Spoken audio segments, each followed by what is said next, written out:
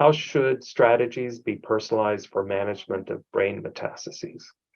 Well, the typical patient who develops a brain metastasis and is untreated, there is very strong data to offering these patients combination ipilimumab and nivolumab.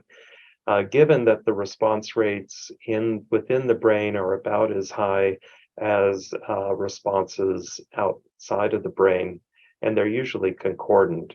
So in these patients, there has to be a really good reason to give only single agent.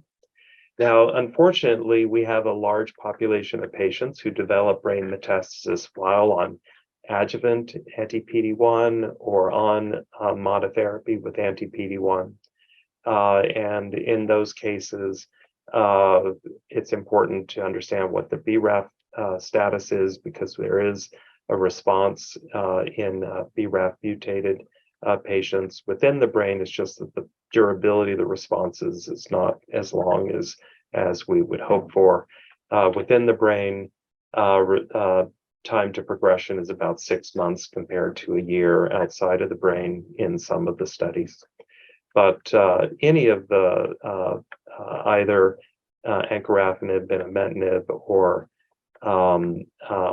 TAF-LAR mechanists can benefit patients with brain metastases.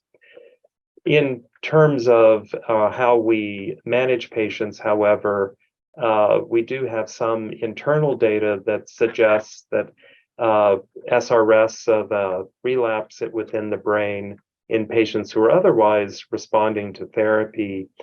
I think there is a role for continuing immunotherapy in these patients. Not controlled, but our observation is that we have better survival for patients who continue immunotherapy as opposed to switch to targeted therapy or discontinue immunotherapy altogether. As I said, this is not controlled, it's retrospective data, but I do think that there is a role for immunotherapy being continued in patients who are able to receive radiation therapy, typically SRS, to a limited number of brain metastases to allow these patients have a longer disease control.